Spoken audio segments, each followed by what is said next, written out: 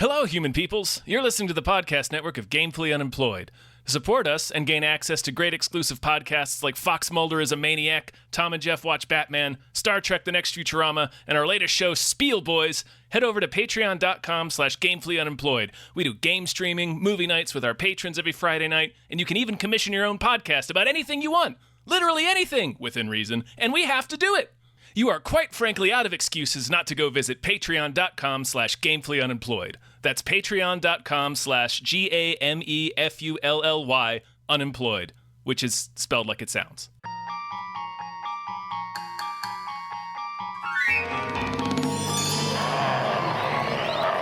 Come on, you woolly bastard! Come on!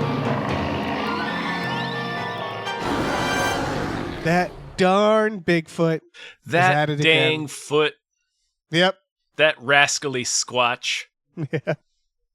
Squatching about. Just squatching to and fro. Joining Habitat for Humanity with Jimmy Carter in exchange for wives. Squatching in the wind. Yeah. Oh, Squatching man, in folks. The wind. It's like Forrest Gump, like feather in the wind. Like he's just a simple squatch. Just a squatch tumbling through the air. Him. Ooh, remake Forrest Gump, but make him a Sasquatch. Mainly just for all the times they edit him into historical videos. Right, when he meets like John F. Kennedy. Yeah, and it's just Sasquatch. And he really has to pee. Yeah. So he'd be I believe he said he has to pee. Never give him a human line. No. Oh, God, that was so good. That scene where he comes in his pants in Jenny's college dorm. Yeah. Just call it. Roommate's all afraid. Yeah. Call it Forrest Gump, just with one R, just spelled regularly. Right, exactly. Yeah. Folks, this is Sasquatch. His Medal of Honor in Vietnam makes a lot more sense if he's a Sasquatch, honestly. Yeah, for saving all those men and also tearing the limbs off of a bunch of other people. Well, they do sort of present Forrest as being supernaturally strong. That's true. They do. Or unusually strong. Yeah. And fast, like a Sasquatch. Exactly. Like, which one did we see where we learned that the Sasquatch was lightning fast? I'm sure you guys remember. All of our research assistants out there. Of course they remember. Yeah. Listen, if you don't remember, so first of all, big thank you to our producer, Bob Grenville. Thank you. Bob Grenville tasked us with a series of Sasquatch movies, and we're watching them, we're studying them, and we're compiling up a bunch of Bigfoot facts. I have almost 100 listed, Tom. When we get to our Bigfoot facts, I think I'm only going to call out the ones that have multiple movies attributed to them. I think that's what we're going to have to start doing, yeah. Yeah, because we're looking for patterns. That's what we're doing. Right, like any good scientists. Exactly. And boy, do we have some patterns with today's They're really episode. starting to emerge. They're becoming apparent the more data we collect. Yeah, this is our 7th movie. Is it really? Yeah, we're not even halfway through. We got more. Who knew there were so many movies about Bigfoot? I know. Well, I knew there was this movie because this is 2013's Willow Creek, directed by it's a Bobcat Goldthwait joint. It's a Bobcat joint. Yeah, who is a very good director. Period. End of sentence. Like, it's just one of those things where Bobcat has had a very interesting career. Right. All of his movies, the ones I've seen anyway, I've really liked. He's really dark, but I love how weird all of his movies are. Yeah. Yeah. He takes an idea that seems simple, like World's Greatest Dad. Yeah. And just really, uses every part of it. He spoke at my friend's. My friend, he did the commencement speech at my friend's graduation. It was just because his daughter was graduating, but the lineup was him and Ken Burns. And who would have thought that of those two, like Bobcat's the one that I'm like, that's a great director. like Ken Burns. All right, he's fine. Well, yeah, Bobcat, it's Ken Burns. Man. It's Bobcat. I watched a Space Ghost episode recently. It's good. Gotta watch doing the Shakes voice. the Clown. Oh man. I haven't seen Or a lot Hot of these to movies Trot. in a while. I Wasn't don't that think I've him, seen Hot to that. Did Trot? he direct that? I'm not sure. I'm pretty sure he did Shakes the Clown though. Okay. Yeah, Like, I think he did I think too. that was like his like baby. His first one, yeah. So yeah, Willow Creek, it's not even 80 minutes. It's a found footage Bigfoot. Mhm. It's a fascinating film because I have some like not hangups with it, but I have a complicated relationship with found footage. Oh, I thought you were talking about with this movie. Like it walked out on me one time and left me with the bill. No, That, I guess what I mean is it's Fazoli's. a slow burn found footage movie, which is a very common genre. Yes, because it costs nothing to make. Yes, and it plays in. I looked this up. They took a week to shoot it. That was it. Had a crew of 7 and a couple Bigfoot experts. They shot actual interviews with locals. Yeah, I thought I remembered that a lot of the people they speak to are actual locals. Yeah, who didn't know what they were in. Who didn't know like, oh, they're doing a horror thing, movie, you know? yeah. It was apparently Bobcat like had taken a drive around this area a year earlier, and I assume conceived it. There was like a treatment, but they sort of on the drive up there from, I assume, LA, so like this very long drive, just sort of discussed what everything was going to be on the way. So it's probably like lightly improvised, you know. Yeah, you can tell. Yeah, but it's not it's cohesive. Right, yeah, I didn't mean that in a bad way. It's just all the dialogue is very natural in the way that it seemed like, oh, okay, there wasn't much of a script for this scene. They just sort of, okay, this is what you're doing in this scene, go. Yeah, which it feels like found footage kind of needs to be that to feel. It's hard in order to sell it. Man, you still need some. Yeah, you're right. I think about Deadstream, where it's like that's a very curated movie that's not loose. But like also Blair Witch, oh yeah, that's very improvised, right? Yeah. That was like, here's your notes for the day. Yeah, here's what you're supposed to do today. Yeah, that's exactly how they filmed it. Yeah, that was back. Oh, sorry. Oh, go ahead. Oh, that was just back when they didn't know that they could cheat at found footage, meaning like they were like doing it for real. They were like, yeah, we're doing it day by day in the woods. And I guarantee found footage films are not shot like that anymore. You know, where they're like, oh, we want to like really make the actors feel like they're there. And it's like, no, they're actors. They can pretend. Yeah. Fine. They were going for something. They were trying to be groundbreaking. Yeah, it was really cool when it came out.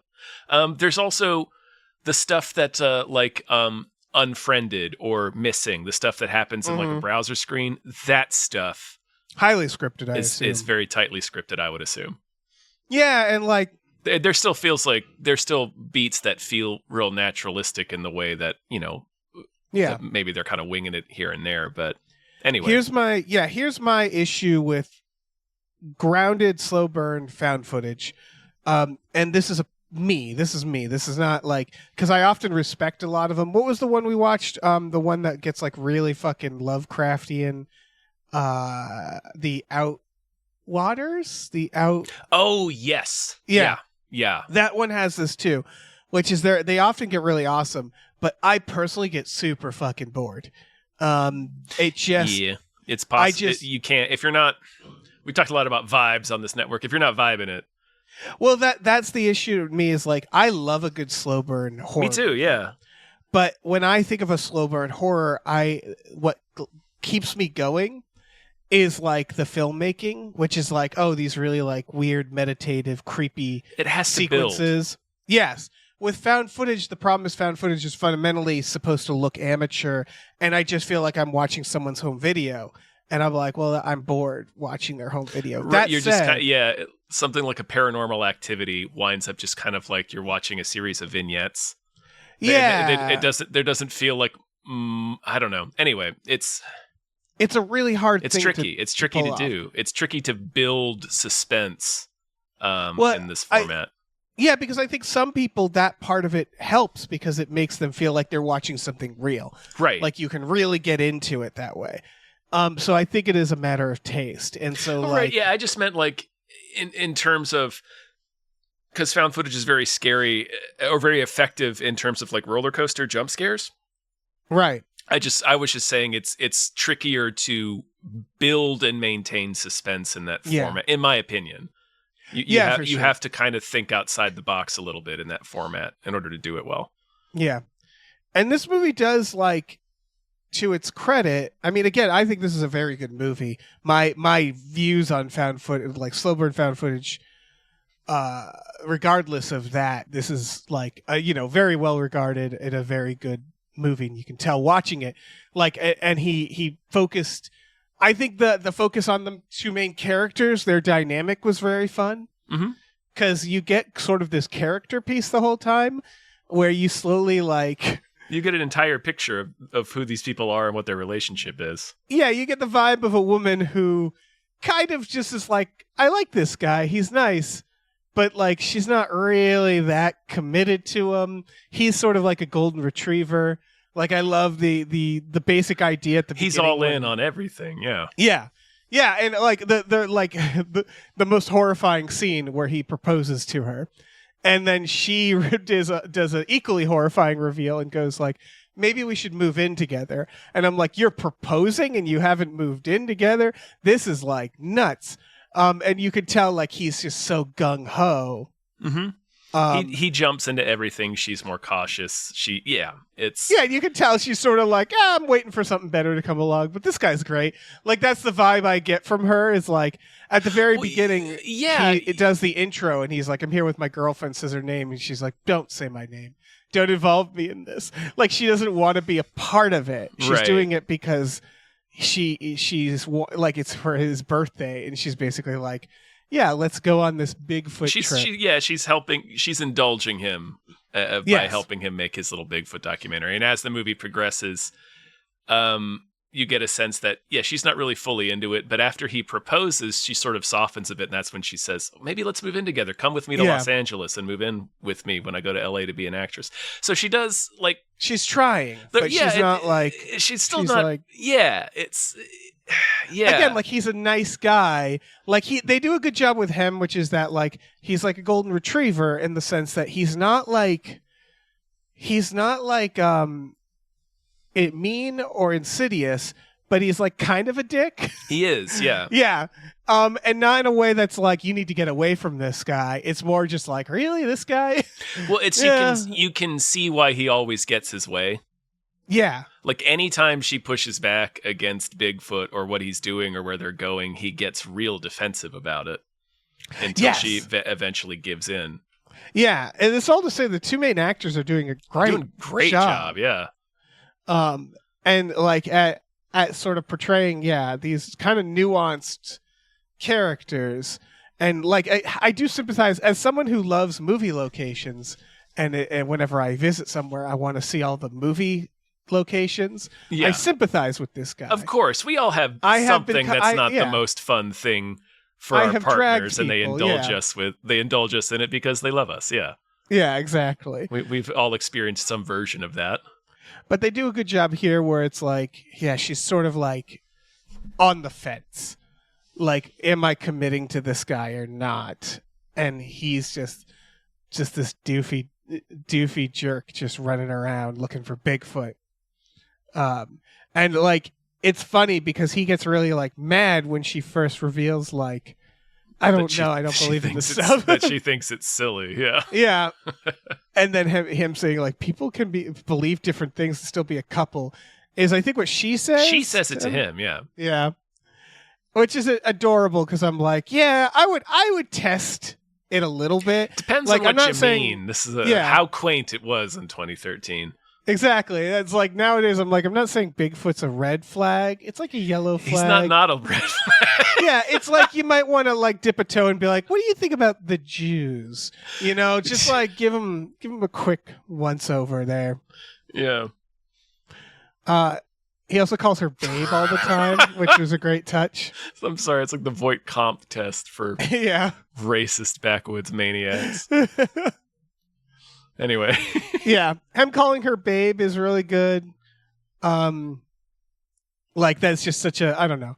He does it all. He keeps going, babe over here, babe. And I'm like, oh God. This babe, guy no, rules. babe. Yeah, he's a babe guy. Not babe. And yeah, and then of course the full arc of, for people who haven't seen this movie, like, so it's them going to this town. They're kind of city folk, but you can't quite, like, they're a little dismissive of the town. They're like, oh, look at this Bigfoot burger They're treating place. it like a novelty and kind of laughing at it. Yeah. Yeah. They see a missing woman poster. He tells me, give me your missing photo face, which I'm like, God, I hope you know this guy well. Yep.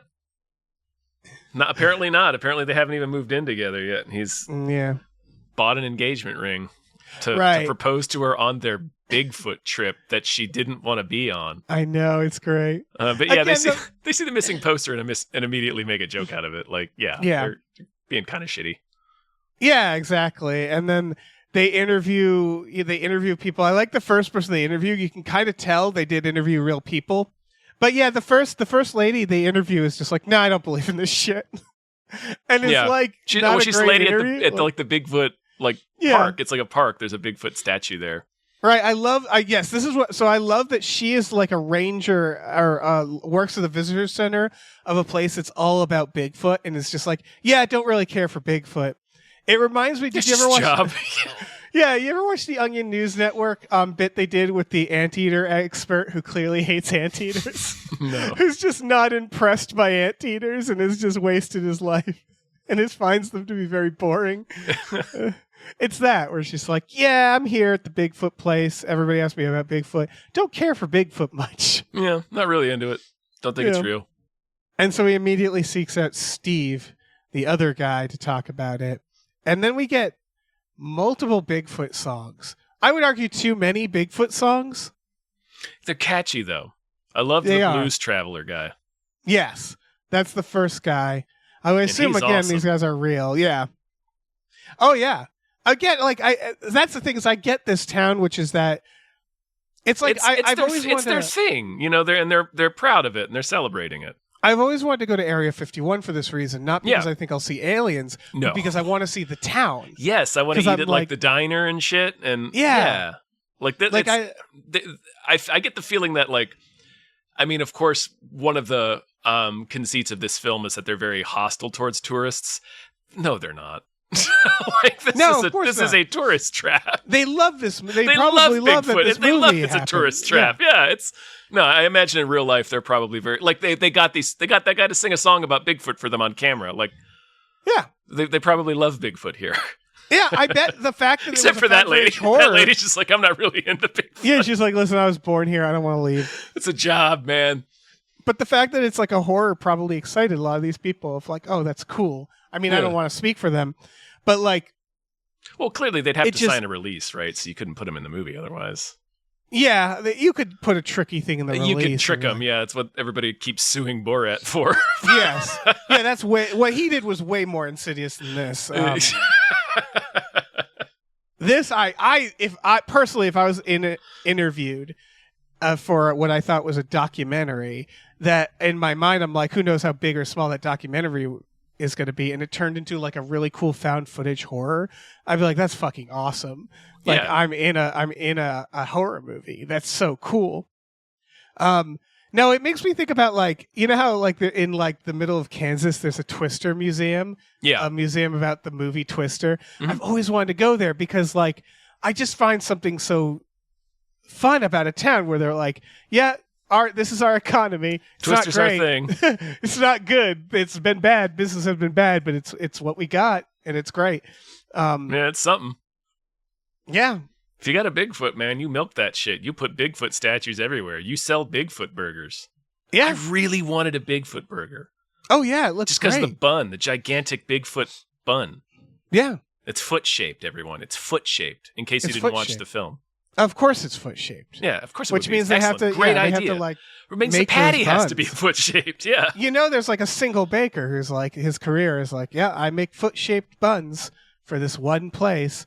Or like, you think they order them special from like a company? Like they probably make them in-house. You're right, they probably do. Which makes them good buns, probably. Probably, yeah. Yeah. So I figure it'd probably be the cheapest option is to just make them in-house. Yeah, I want a Bigfoot burger. Really wanted it just be, yeah. Do you think the patty is foot-shaped? Right, I don't know. They asked this question in the film, but is it Bigfoot meat? This I wish the film explored actually a little bit, which is that we're getting this dynamic where the town is like, welcome, yeah, Bigfoot stuff. And then they start getting the guy who, the ranger who talks about his dog getting torn in half by Bigfoot. Right, that's when it abruptly switches from folksy people singing songs and giving them the history of the town to John Carpenter regular Peter Jason. You're like, oh, okay. It was funny. I texted you. I was like, I think the ranger's a plant. And you're like, yeah, it's Peter Jason. Like, oh, okay. It's a guy. Yeah. And then like the guys who are like, he's the only other like actor in the film. Well, I assume the guy is all the people telling him to leave, right? Oh, because that guy that guy has to be an actor. There's like two guys who go like, you need to get out of here, you need to leave. And the first guy is like, it's not funny. Like, this isn't funny. And he's yelling at them while they're filming. And then there's a guy at the road. And so you start getting this feeling of like, and they're trying to do with the guy at the road, which is cool, which is the guy seems like he's like, get the fuck out of here. Like he's going to beat them up. But he's actually trying to warn them is the implication, right? Where he's like statistically, he's making meth out there. Yeah. And they're going to get shot. Yes. But like that's the vibe is like, get the fuck out of here. Go back to the town, get a t-shirt and fuck off is basically what he says. When the reality is he's trying to say like, this isn't a fucking game. There's right. big feet out here. It's all of this is subtext. The only clues we get to this are a mural, the missing person poster, and the image we see at the very end. But you get the sense that like there's an agreement. They don't go into woods. Exactly. And they get their town, and then also it seems like there's every so often Bigfoot gets to take somebody. Yeah, exactly. Like that's there's something sinister happening here. Yeah. With this town, they have there's a mural of Bigfoot helping them build the town. But yes. It's like they made a demon's pact. Yeah. with Bigfoot. But I wish there was like, I get it because they're trying to do this lower budget. Like that mural was probably just there, right? And like he was probably maybe because it's a there's some weird murals. It's a sinister mural. Yeah, and I don't know why you would paint it. It wouldn't cost too much money to get that mural painted for it. Yeah, it's not like terribly. And honestly, the town was probably like, hell yeah, we'll leave it right up. Because it's weird. Like, it's Bigfoot helping them build the town. It's I don't know why you would make that mural. I don't know. Well, because I mean, it's like symbolism, right? It's right, like, yeah, our town our economy is based on Bigfoot. It's like a political cartoon. Like Bigfoot's labeled the economy. He's wearing a T-shirt that says the economy. It could go either way for me, but like the town definitely, if they painted the mural for it, the town was probably like, hell yeah, paint that shit. That's great. We'll never take it down. Yeah. I mean, I know there's some weird murals. The famously haunted-looking one in the Denver airport. Oh, yeah. There's that jack-legged one in Hollywood that's on, like, the side of a school. Yeah. There's a lot of artists out there painting shit that is unhinged. Just real maniac stuff. And so they go into the woods. He's talking about how he wants to move there. Which I love. Again, he's so into it. They have like fun and games. He proposes to her. She turns his ass down. Mm-hmm. Suspense is building at this point, though, where because they had to go off the path, and she pointedly says, "Do you know where we are?" Yeah, we start Blair Witching it a little bit. Yeah. This is one I hate to victim blame, but I blame these victims. They don't even. This is dumb as shit. Yeah, they don't even pull out a compass once. I blame both of them. This is how you get lost in the woods and die. Yes, you don't need a Bigfoot. You don't need a bear. Yeah, like you can just die. If you've ever taken like a forestry class or like any kind of like if you ever took a field trip or something to like a national park, it's a thing they talk about all the time. And it's like you cannot walk into the forest, you will get lost and you will die. Like, you have to be able to track where you're going. It's a fucking maze. Yes. Yeah. There's no paths someone grew up around there. forests and There's stuff. no paths in there. You're just walking through trees. Yeah. And they all look the same. Yes. That's what people really do, often go in circles. That's a very common It's true, thing. yeah. It's a reason it's a trope. Yeah. There's a reason that Sopranos episode went the way it did. Oh my God. What a good fucking episode. Oh, God. What a beautiful idea. Just two wise guys dealing with the woods. Have you and seen... realizing how brutal nature is, because that's what it comes down to. Yeah, it's wise guys having to deal with nature. Yeah. Did you see the Skinamarink meme of Tony Soprano stuck in the Skinamarink house? No, that's great. It's pretty funny. They ate all the Com's leftovers. It's like Christopher's upstairs. Polly's in the bedroom. Polly, you're freaking me out. We got Skankamarink tea. Skankamarink. We're in the Skankamarink. Oh, I want that version of it. I want that so bad. Wise guys stuck in the Skinamarink house. Putting wise guys in any like supernatural situation is always funny to me. Yeah, specifically Christopher and Polly stuck in the Skinamarink house. Oh yeah, because they're also the perfect wise guys where they like, again, from the Pine Barrens episode, where it's like they have a level of humility where if something's fucked up, they're gonna kind of just crumble under it. Yeah, like they're not gonna deal with it well. No, they don't like it when life is surreal or complex in any way. Yeah. Like, I feel like Tony would handle the Skinamarink house all right, just because of all the dreams he has. Yeah. Like, it's Tony's a more thoughtful guy. Yeah. Anyway. So he's probably more open to the idea of the supernatural and the Skankamarink house. I think his door's a little more open. What, am I being fucking punished here? Is that what's happening? Yeah. I don't have a Gandolfini. It's a little higher. It's higher, and like it's a little bit of a lisp. I got to work on it. We'll work out. We'll get back to it. I think, doesn't Ganser do one? Anyway, we got to get back on point here. So they start hearing yipping sounds in the woods, and he gets happy immediately. He's happy about these sounds, and they're creepy. They're creepy. They're like, to any other. This is another part of victim blaming. To any other person, including his girlfriend in the scene with him, this is not a joyous occasion. That's not a happy noise to hear. Right, and he's like excited. Yeah, and the banging of the branches together. Yeah, as it keeps happening, even as it escalates, this one shot, this sustained shot in the tent, where she's getting more and more terrified, he's just like, he's smiling. And through, like, he does he does an amazing job, actually, because for a while he's like blank about it, a little happy. Yeah. But then you look in his eyes and he's kind of teared up. And you can't tell, like, it's sort of like a scary moment, but it's also this, like, vindication. Right. That he's experiencing, and then it keeps going, and then it's the if you heard anything about this movie, you probably heard about this scene where it's like a 20-minute it's long sustained single shot where they're sitting in the tent and getting just haunted by big feet on all sides, right. And the noises get closer and closer until they're like, and they get weirder too. The noises are weird, like yipping is pretty accurate, but like it doesn't really fully do it. It's such a weird noise. According to the documentary Mountain Monsters, they do a lot of like yipping and hooting big feets. Do I think that's part of the lore. Yeah. I was watching their Chupacabra. Man, they could have used the Ames crew on this one.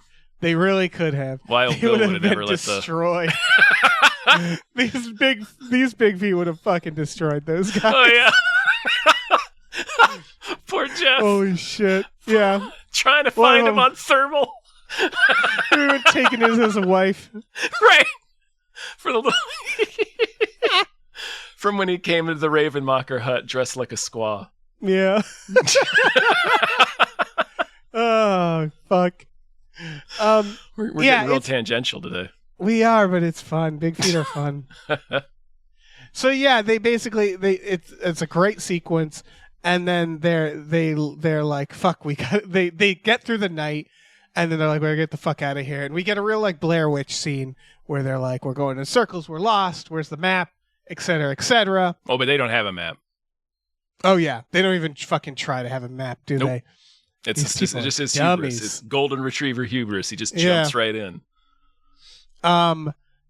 They walk in circles, and then it gets night again, and They do find the creek also again. they also hear a woman crying earlier, like the during the sounds night. Yeah, it's during the night. really, really faint. Yeah, Like, I had the subtitles on. That's the only reason I had to like rewind it and go back and turn it up. right. And then the last shot, or one of the last shots, they look over and they see the missing woman, half naked in the woods, and then he gets seemingly dragged away and murdered. Oh, he gets murdered. Yeah. Choked out, and then you hear the girlfriend just screaming for help in the distance, and you hear the yipping, like a bunch of it. A chorus And of then it yipping. ends. Yeah. Yeah. A chorus of triumphant hooting. Yeah, and if you're paying enough attention, and this I think like makes it, this is why it works that she's so reluctant and not into it. Is she's essentially becoming like stolen by the big feets, as they've been stealing women for their big feet wives. Right. She is going to be brood sow for the big feet. Yeah. Because And it's like she really didn't ask for any of this shit. Yeah. You know? And it's what makes it a horror movie. It's Yeah, like the 'cause it's fucking horrific. The gut wrench of the ending. Yeah, of realizing what's going on. And then if you've been paying attention, you realize, like, yeah, there's something with the town that, like, this is, like, a thing that they're clearly, like, the dickhead dudes were actually the people trying to help them. Yeah. And, like, yeah, this is what they do to tourists, you know? Like, maybe they Keep 'em out of the sacrifice a woods. tourist or two every season to the big feet. But again, it's all subtext, right? Mm-hmm. Yeah, really good movie. And it starts folks. out really funny, too. Yeah. Like, you could Yeah. almost call it a black comedy, except it really Yeah, is the a first horror movie. conversations I'm talking about how clean their genitals are. Yep. Yeah. There's a lot of It's- jokes in the first half. Oh yeah, for sure. And then the tone, much like the guy who plays Jim, his performance in the tent scene, like the tone gradually slides into something very dark. Right. It's like, well, it's that idea of like, and I know this feeling. We've all kind of had this feeling. Like, I think one of the more like relatable version is if there's like a really cool thunderstorm and you go outside and then it starts getting a little too close. And it's like that feeling of awe and fascination, and then like, getting a little dangerous out here. Well, like it's that feeling of like, things are getting a little. Oh yeah, you can see videos on YouTube of stuff like people filming Yeah. like, eruptions or like, Yeah, and Yeah. then being like, oh, maybe we should move. This wave's getting a little close. Yeah, you know, like like some of the some of the earthquake videos from anyway. yeah. You can see why this would happen to somebody. Yeah. I get this would happen to me. I would be this guy. Oh yeah. I'd bring a compass. I'd be a little better in the woods, but I could. There's a world where I get murdered by a Bigfoot. I would bring a fairly large bag of breadcrumbs, so I think I'd be okay. Yeah, that's true. That's true. I remember that story about the kids who used to breadcrumbs and then get back without any. And then get back totally fine. Nothing went wrong. Nothing. They just went had wrong. a good time in the woods. I don't. It's the name of the story. Nothing went wrong. Yeah. That's. I don't remember how the story ended, but I'm sure it was fine. Let's talk about Bigfoot facts. Bigfoot facts. Bigfoot facts. Big facts. Big facts. I'll rattle off Big some of the Woach. ones. Big. Sasquatch. All right. I'll here's the ones that they're starting to become a pattern. Number one, Bigfoot will break into your house at any time. Yes. He will fight you in your own house and kidnap you. We gotta like triple underline. He will kidnap you. Yes. That's like his primary motivation. It really is. He wants to Bigfoot knows steal what him some cars people. are. He sure does. Yeah. He sure does. I amended this one as we did Bigfoot can and will twist your head clean off. I will also note a single Bigfoot can break a dog in half, an adult dog in half. Just straight in half. Yep. Let's Like see. pulling bread apart at the Olive Garden. Bigfoot is stealthy. Bigfoot is stealth and can hide in your tent. He can be quiet. That actually appears because they destroy the tent quietly in this one. Right. While they're down at the creek. That's right. Yeah, so They come back. That's another victim blaming thing. They come back up and their tent is trashed, like clearly smashed. And he's like, "Nah, it's fine. Let's stay here for the night." Yeah, she instantly is like, "I want to go home right now." Because she keeps being like, maybe it's those guys trying to scare us, and it's like, right, because they're cooking meth and maybe they'll kill us. Yeah. Like, all right, we're in the middle of nowhere, man. But it could be fucking straw dogs up in here. Let's leave. They could kill us right here and not do anything to hide our bodies, and still no one would ever find us. Yeah. Adding this one, Willow Creek to this one seems more and more true. Bigfoots like to watch. Oh yeah. Yeah, they skinny dip and then they fuck in the tent. Bigfoots like to watch. Also applies to this movie. Bigfoot hates liberated women. I think Willow Creek, you could argue that do they hate liberated women, or are they attracted to them? It could be both. It could be both. This one also, I'm very surprised, keeps becoming true. So this one we have Pottersville and Drawing Flies as examples for this one. Bigfoots bring communities together. They sure do. They do in this movie. They're doing the same thing. Force, yeah. Yeah. They're like Santa Claus, as we wrote. Bigfoot hates cabins. I mean, that's sort of, Right, they're in the middle of his property. Get out of here. Cars are their natural predator. They know how to break a generator. That applies to this one. We do have the wait outside your house like straw dogs, which I guess tent as well. Yeah. They pull a straw dogs on this tent. Yeah. A Bigfoot will kidnap you and your family. A lot of these are redundant, but I'm adding Willow Creek to that one. That's for sure. Oh, yeah. Let's see. Again, here. It's like his primary motivation. Yeah. That's why I have Bigfoot hates cabins. I gotta like pool some of these together. Well, I think we were Yeah. I think we were just kind of putting them as tick marks for now, and then we're gonna score. Oh them yeah. all. But yeah. Yeah, I just mean there's some like repetitious. I wrote them down twice. Bigfoots love eating young party people. Yeah, who doesn't? Who doesn't? Bigfoots live in caves. Delicious.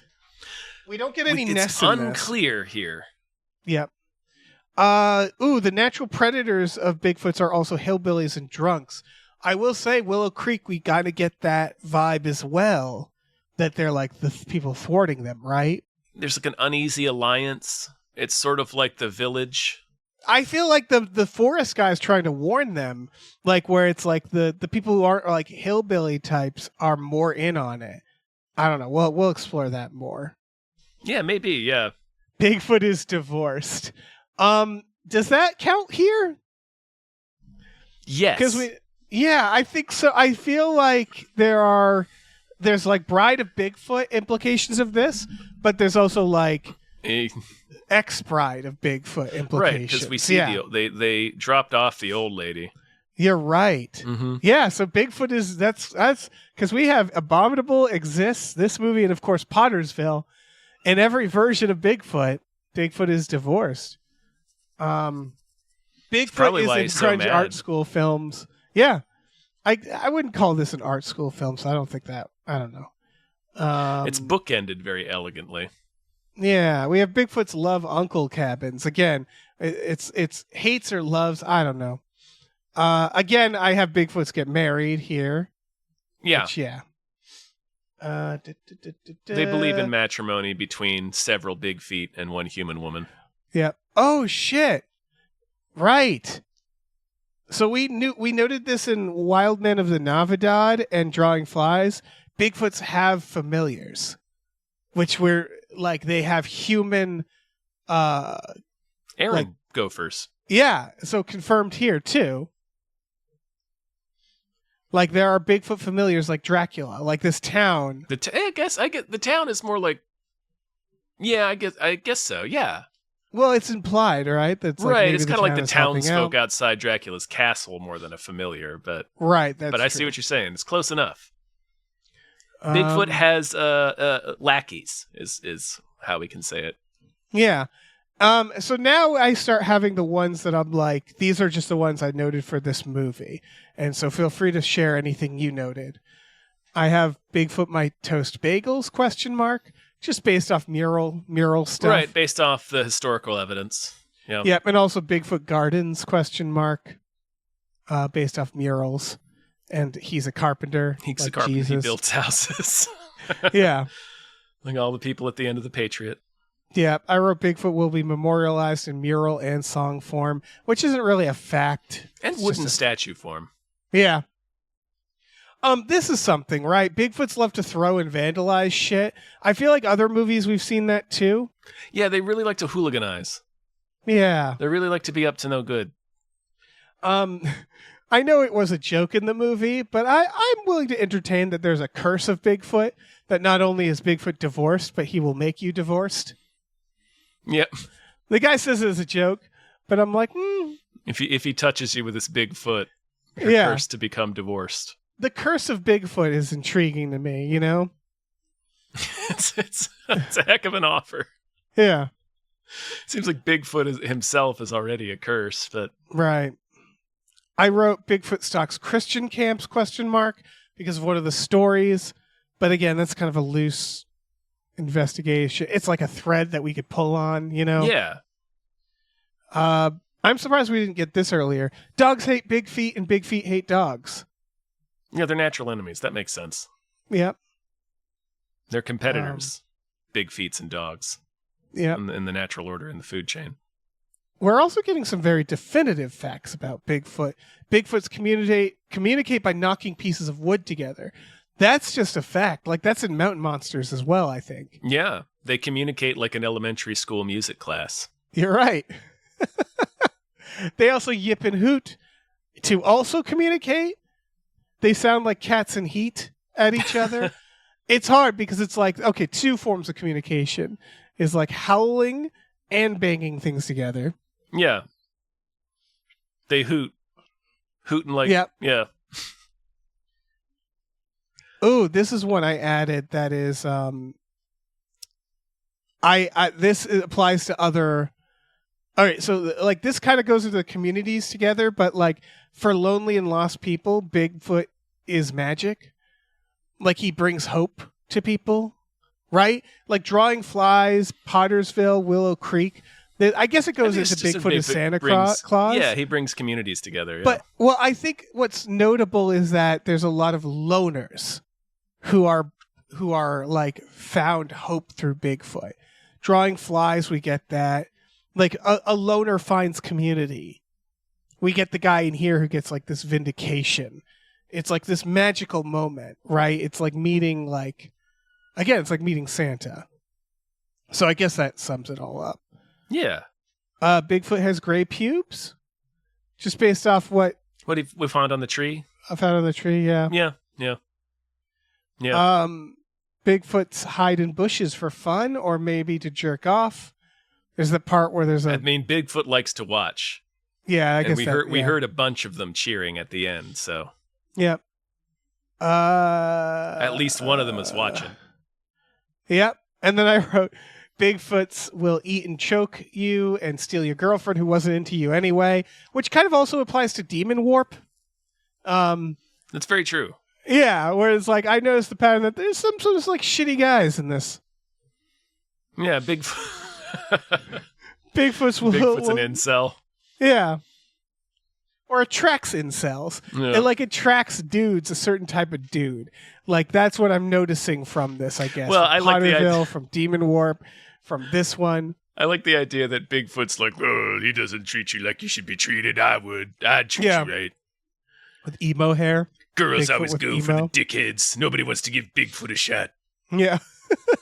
Nice guys finish last. I could definitely see Bigfoot being the nice guy. Yeah, oh yeah. He's definitely a nice guy. Oh yeah. He's any Bigfoot's other? a lady. Oh yeah. Oh yeah. He's got the hat. I wanted a Bigfoot with the Bigfoot hat. with that goddamn hat. Giving yeah. massages. Oh fuck. Oh, that's great. How did Hanging they out at- coordinate? How did they communicate this deal? I don't know. Somebody in town must speak Bigfoot. Yeah, probably. I assume it's like, Because listen, it's a we've been doing this complicated for a deal, while. right? It's hard to explain with like gestures and pictographs. I think it's like an unsaid thing. The way I interpret it is like, it's sort of like if the mayor of Jaws just ran with it, if that makes sense. Where it's like the big Kind of what he does. Yes, but like ran for it for years, Oh. and the whole town was like, "All right, I guess this is what we do." Yeah, we every just so like, often we just got to throw a person in there. It's fine. Yeah, exactly. Where that's what it The feels shark like. has Is like, agreed to stay on this side of the water yeah, as long as we send some hapless swimmer over there. yeah. As long as they bet you Some can't go out to that family buoy. of tourists. Yeah. Yeah. That's what it feels like. Is like they noticed big feets were kept stealing people, and then they were just like they built their tourism around it though, and they're like, listen, we can't like warn people, then people won't come here, or it will take over the town. So let's just like run with it and just let it happen. Maybe that's the Bigfoot curse. Yeah. Maybe they're damned to lure people to be victims for Bigfoot. There's definitely this feeling like Drawing Flies is the one that talks about it the most, but there's definitely this feeling that Bigfoot draws you in supernaturally. That he has like a thrall. He's a Dracula. Like Bigfoot is a Dracula. It's possible. We do know. Well, I'm gonna write Bigfoot is a Dracula ? Yeah, he's a Dracula. Does he have mind powers? Again, it depends on the movies. It does in some fiction. I can't remember if it's been in any of the movies that we've covered. Drawing Flies. Remember, he keeps appearing in his dreams. Right. That's what I'm saying. Is I psychic. feel like I feel like Willow Creek has a little of it too, where it's like there's people like the thrall idea, the idea that like they, that they draw people. That everybody who's into Bigfoot has like a weird fascination with Bigfoot. Yeah, it's like religious, and that's Yeah. true. That's true in real life too. Yes, There yeah, are some Squatching people is that a have whole a thing. religious devotion to Bigfoot. Yeah. So like, yeah, it does feel like Bigfoot is a Dracula. Kind of, he does have the town, the town living at the foot of his castle, which in this metaphor is the forest. Yeah. Yeah, it kind of reminds me of the Wolfman movie, like or the new one. Like Yeah. it's got that vibes where everybody kind of knows about him. Yeah. Which all right, so in our final segment, Be Like Mulder, I will say you can see this version of an X-Files where it's like the whole town, it's like a secret. They've done a few versions of episodes this. that were very close to this, yeah. Yeah, where the town is all in on it. So like there's two versions of Be Like Mulder. Like obviously if this movie came out, he'd watch it every night like a documentary. He owns this. Yeah, he owns this film. Oh, of course. And then you go out and like retrace it. This is essentially it, but this is like this guy is a real Mulder. He's a real Mulder. Mulder would absolutely go around, like the same thing would happen. He would flash his badge at the guy, and the guy would basically be like, "I don't care, you can jog on." Yeah, and So it's all right, he'd be Scully, going I know to a back way. So he'd do the exact same thing. He'd stumble in there without a map. and then the motivation where he's going to where they filmed the famous Bigfoot footage. Exactly. He also, I want to know even before this, the guy asks his girlfriend in the car because he notes that like they found like corpses, like a deer corpse or something in the forest, and he says to her, "Come on, honey, when's the last time you found anything dead in the forest?" Which is such a Mulder line because the answer is people find dead things in the forest all the fucking time. Yeah. It's the And forest. then they get eaten. It's the forest. Forest. Like, what a weird question to It's a ask. Like nightmare he's in that being place. logical. Yeah. And, Gotcha well, there, that's what it is. Scully. That's what it is. She says, "Why has nobody found a Bigfoot corpse?" And he's like, "Psh, when's the last time you found anything dead in the forest?" It's like all the time. They find bones. They find all the, it's and she even answers something like that. It's so Mulder and Scully where she's like skeptical, and his logic is so fucking bullshit. It's very childish Yeah. logic. But yeah, it would be very similar to what happens in Quagmire. Yes. It's Like, got the it's same a similar, vibes. Similar kind of vibe where it's a town that's kind of in on it. I don't remember them being as hostile. Yeah, but there's even a beat in this that's like Quagmire where when they talk to the frog expert in Quagmire and he's like talking about Big Blue and the frog expert's like, "Fuck off, man, I don't believe in that." So he has to go and find like grifters who do believe in it. Yeah. That happens here where he talks to the lady who's like, "I don't really believe in that." And he's like, "All right, let me go find Steve. Steve will fucking vindicate this. He'll yes and my Bigfoot hunt." This guy will play us a song about Bigfoot. We got to like Mulder would have absolutely sat there and watched. Mulder would have bought that guy's CD. Yeah. Oh yeah. He would have sat in the car reading off the track names to make fun of it to Scully. Yeah. The guy Bigfoot saved my marriage. Once, twice, 3 times a Bigfoot. Yeah, he'd read the lyrics and put it in the X-File on Bigfoot. Yeah, he'd write all this down. When the guy jokingly refers to the curse of Bigfoot, which for people who haven't seen it or don't remember, this guy says like there's sort of a curse of Bigfoot in that he makes you divorced and makes you obsessive. He's basically talking about how people get too into Bigfoot, and he's talking about Bigfoot as a metaphor. Yes, and then obsession. He says like, yeah, and then he says like, I'm joking, obviously. I'm just imagining Mulder just writing in his notes furiously, writing this Bigfoot. Extremely incisive piece of wisdom that this guy just handed him.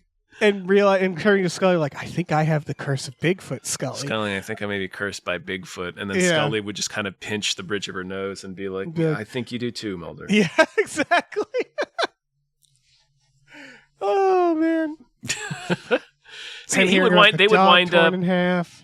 Yeah, they would wind. Yeah, Queequeg would have got torn in half. Yep. They'd wind up stranded in the middle of the forest overnight, like they do in Quagmire.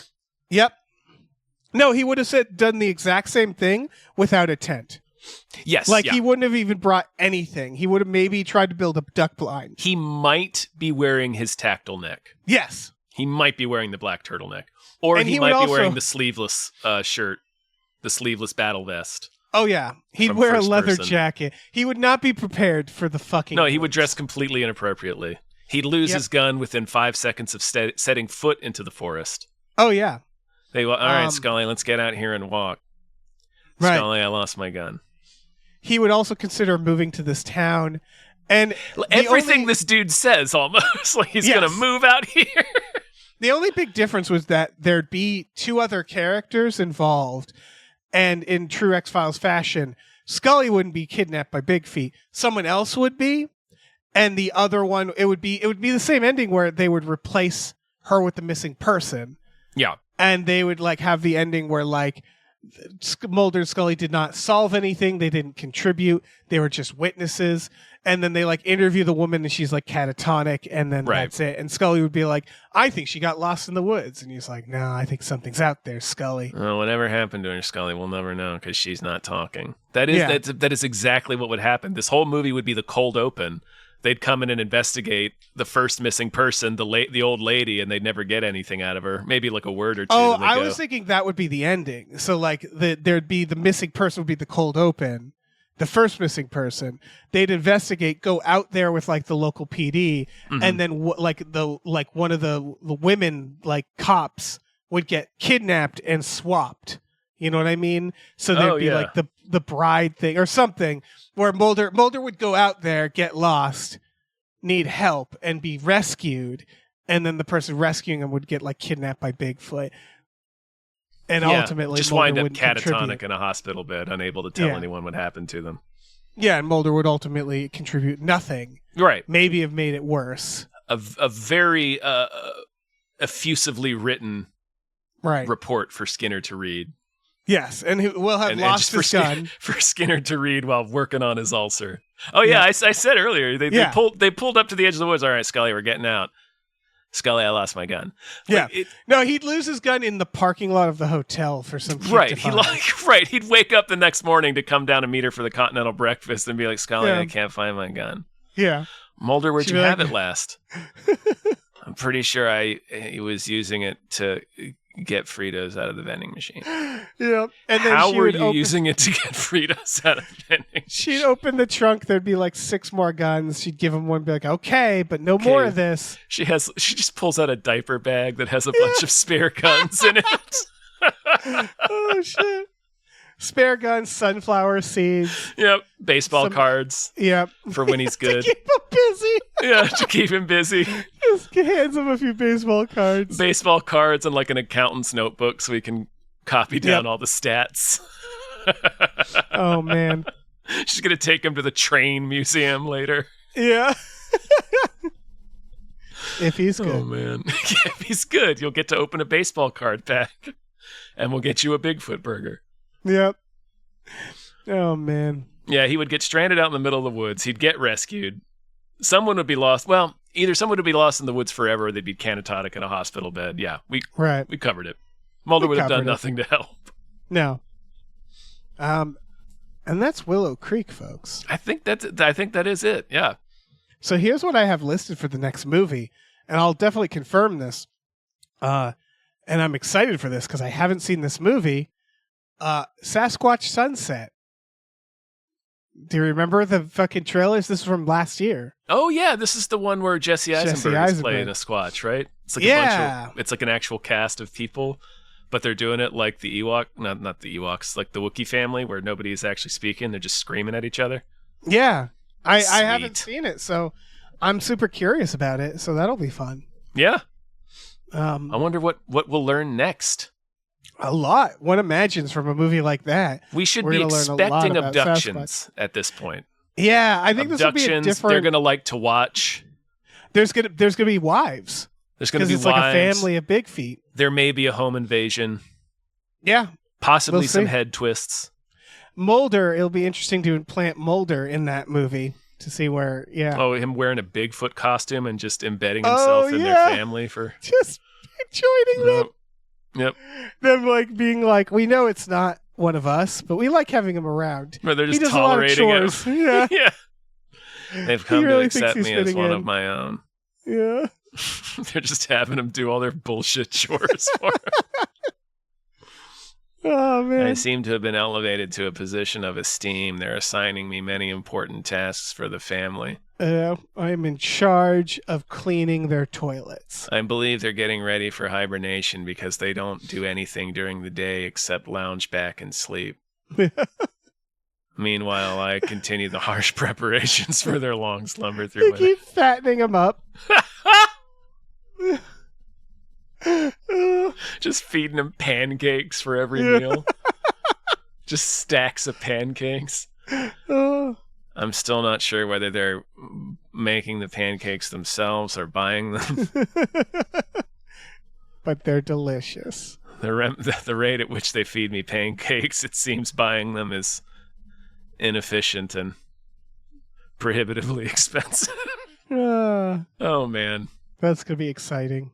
Mulder, he deserves to be one of the missing persons posters in this film. That's like his ultimate dream, right? That would make him happy. Oh, to be on a missing persons poster? In Squatch Town specifically. Oh, yeah. I mean, he's been abducted by aliens, so... He has been missing more than once. That's true. Yeah. He's probably has a collection of them, yeah. Yeah, he keeps missing posters of himself in a scrapbook. He goes missing like once a week at this point. Yeah. Just because he doesn't answer his phone. He writes for 5 on the poster days. what he thinks he was doing during that time, but he can't always remember. Yeah, it's on the bulletin board in the FBI. They have a "Is Mulder missing" thing where they just check it off. Like number of days since Mulder was last missing. Yeah. Anyway. Yeah, I think we're Bob finished. Grenville. Oh, right. Thank you so much. Thank you. This has been a lot of fun. This was through our Patreon, patreon.com/gamefullyunemployed. We have a tier over there, which I think it's closed right now, but people make custom podcasts. Also custom We Just Watched episodes. You can get exclusive podcasts on our Patreon for just $5 a month. You get access to Tom and Jeff Watch Batman, Fox Mulder is a Maniac, which, that's what we've been talking about in this. Yeah. Star Trek The Next Futurama, Spiel Boys. We watch movies every Friday night. We've watched Bigfoot movies. We have. On there. Yeah. Some of these. Yeah, check all that out. Yeah, we watched Demon Warp. I know that. I haven't watched Pottersville yet, but it's inevitable. We should watch the one with Lloyd Braun spying on the co-eds. Oh, yeah. Was that the fucking... with this weird ghoul manservant that was also apparently trying to murder him. I don't know. I'll have to go back and watch that so one. Many of these. There's a lot of big feats. We also have a store. Head over to gamefullyunemployed.com where you'll find a link to our Teespring store where you have all kinds of cool original artwork by cool original artists like Starlene Hodge, Michael Vincent Bramley, Justin Brown, all kinds of people that I'm forgetting to mention. So check that out. Check it out. Fun stuff in there. We do have fun stuff. And check out our new show, Batical. Which is also fun stuff. Which is also fun stuff. We're fun. Yeah. We're fun like a trip into Bigfoot country. Yes. Yes, we are. Exactly that. All right. Yep. Bye. Later.